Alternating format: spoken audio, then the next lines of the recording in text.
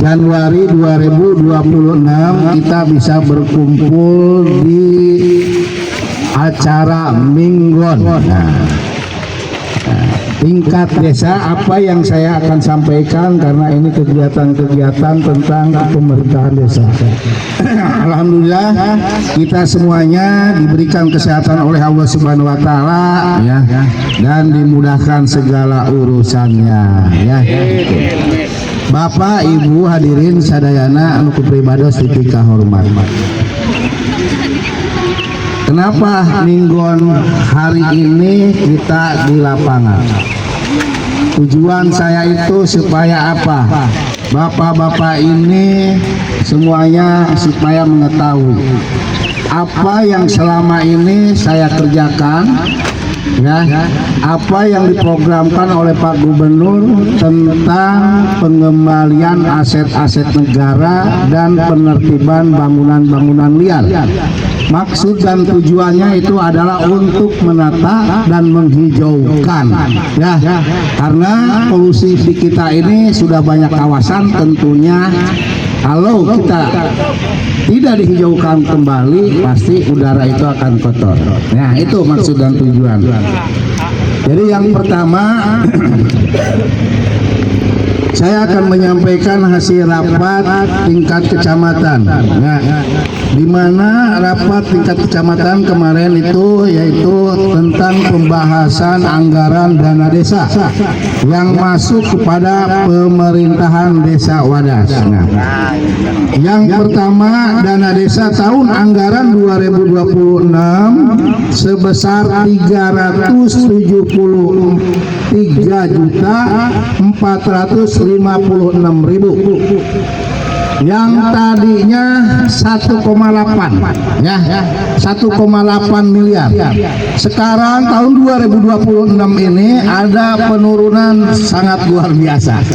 Nah, karena anggaran yang kemarin yang 1,8 itu ya difokuskan kepada pengurus Koperasi Merah Putih.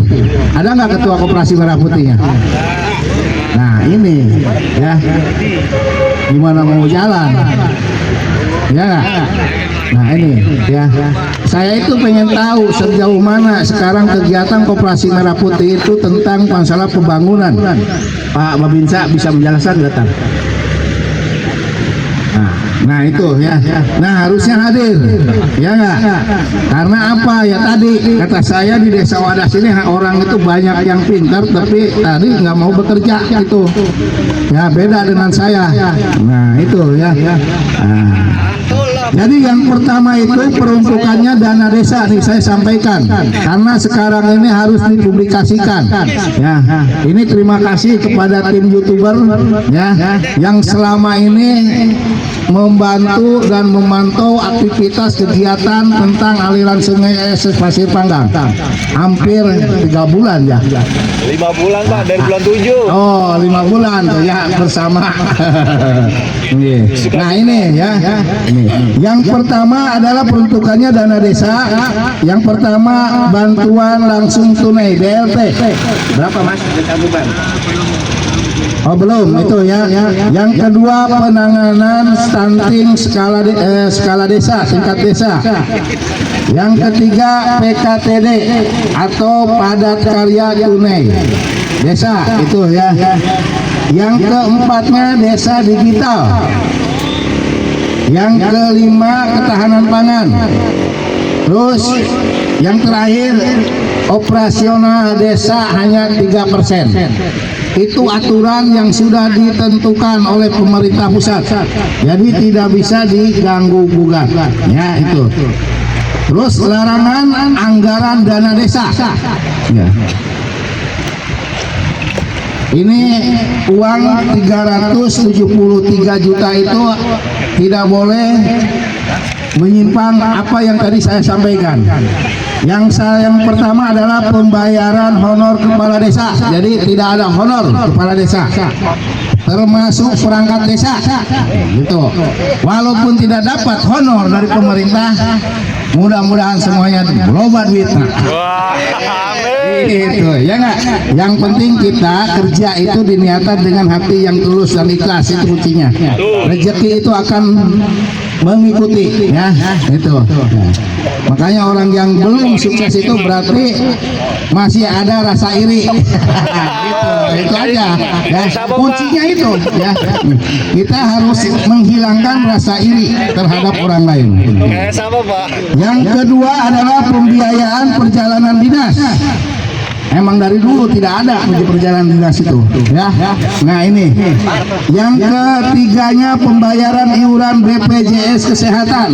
Kemarin kita masih di cover ya, dari mulai perangkat desa, dari RT semuanya itu masih dibayar BPJS ya Mas. Sekarang tahun 2026 tidak ada. Tapi kalau ada yang sakit insya Allah bisa ditangani ya. Makanya saya himbau lagi, gazebo itu harus segera dilakukan ya nggak, untuk membantu itu. Aduh BPD kan dia. Selamat datang. Ya, yang keempat adalah pembangunan kantor desa atau balai desa ya. Itu. Kecuali rehab, hanya anggarannya itu 25 juta ya. Yang kelimanya pembiayaan bimbingan teknis BINTEK itu tidak ada sekarang ya.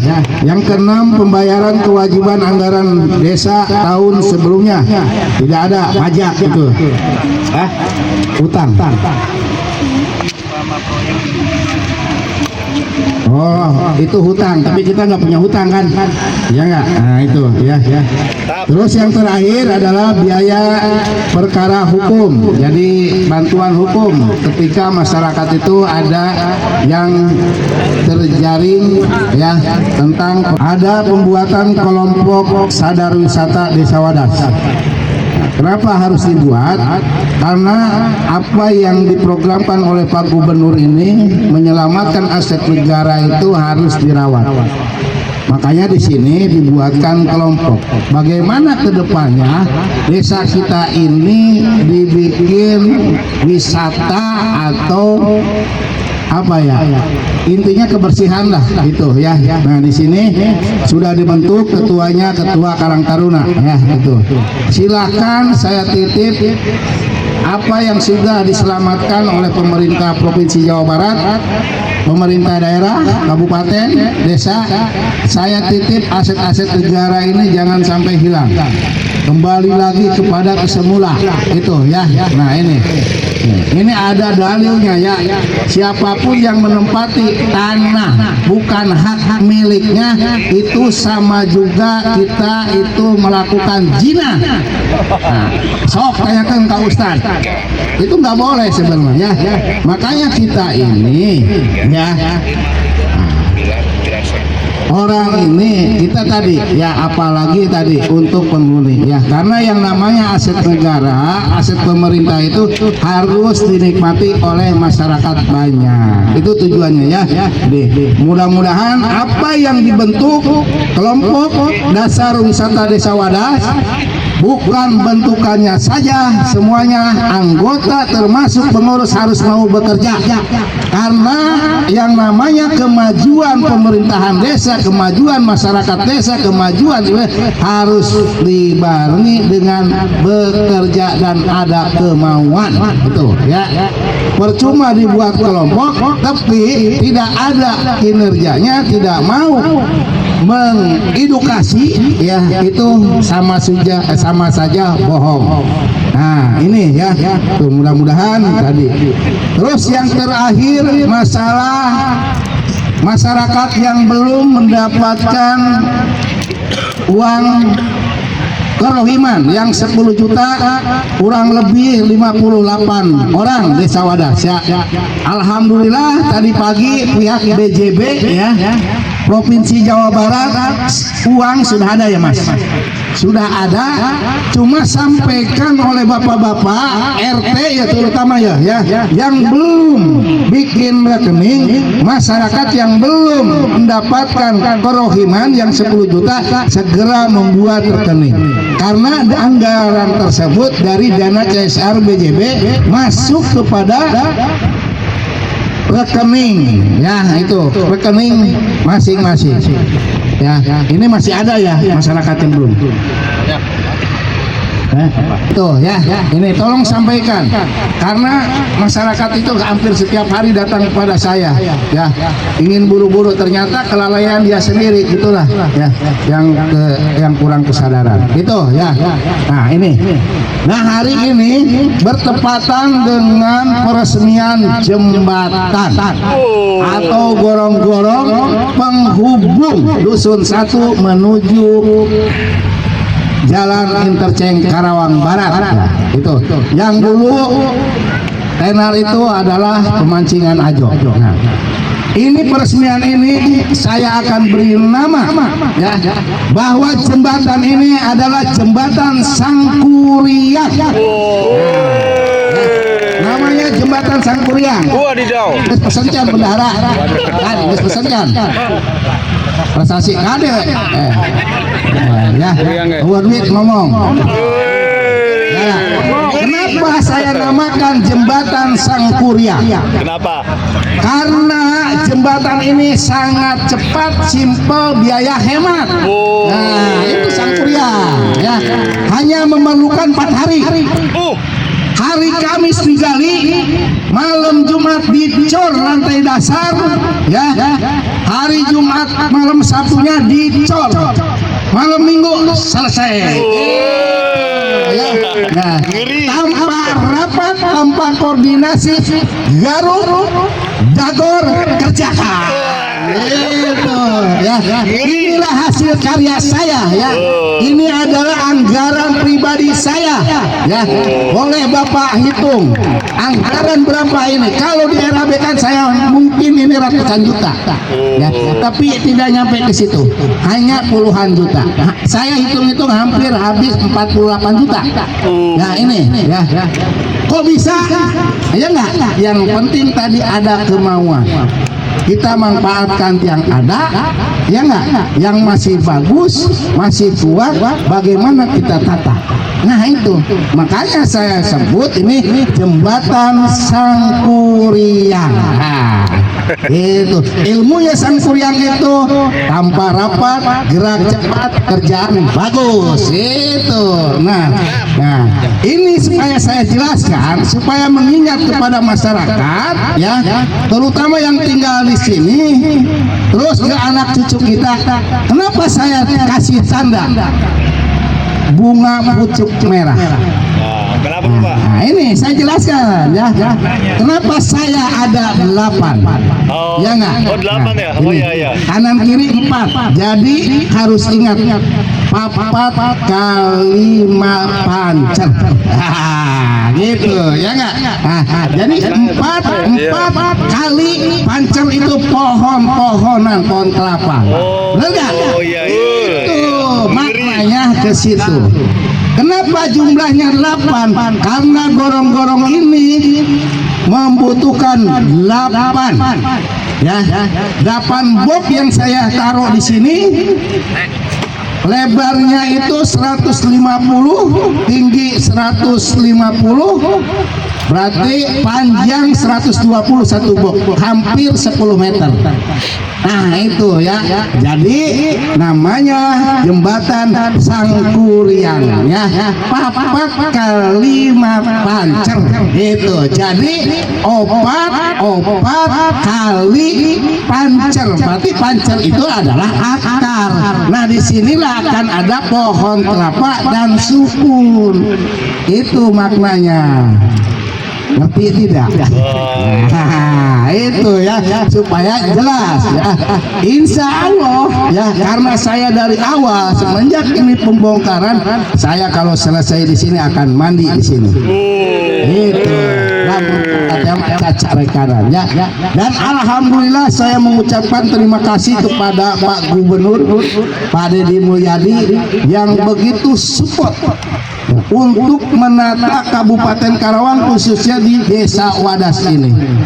Ya, saya yakin ini akan lebih indah ke depan. Saya yakin 3 tahun ke depan ini akan mendapatkan hasil buah kelapa dan sukun. Untuk siapa itu? Masyarakat yang menikmati, bukan perorangan. Beda lagi kemarin ditanami kontrakan, ditanami rumah, hasilnya hanya pribadi. Benar ya? Contohnya dibikin kolam, hasilnya untuk pribadi. Kalau sekarang ditanamin kelapa, sukun dan buah-buahan, mati ya.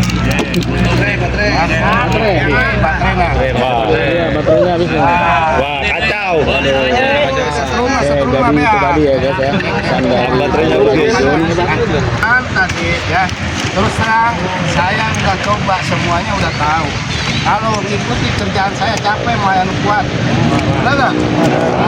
Saya orangnya dan apa semampu saya lakukan. Itu ya. Kalau saya sekarang ngajak rapat-rapat apa? Belum tentu. Malahan banyak usulan. Itu malah pusing. Jadi bisa, nah itu ya. Insya Allah ada satu lagi perbatasan Sukamakmur dengan Wadas. Gitu ya. Nah ini tanaman kelapa ini yang ada di Desa Wadas termasuk sukun ini puluhan ribu. Kalau mau nanam yang lain, buah-buahan atau sayur-sayuran boleh bisa dimanfaatkan di sela-sela itu. Tapi tidak boleh bentuk apapun bangunan di situ. Ya nggak? Tetap harus terbuka. Karena lamun dibangun di situ bikin saung pertama karena tanah yang ngabogaan. Betul nggak? Nah itu ya.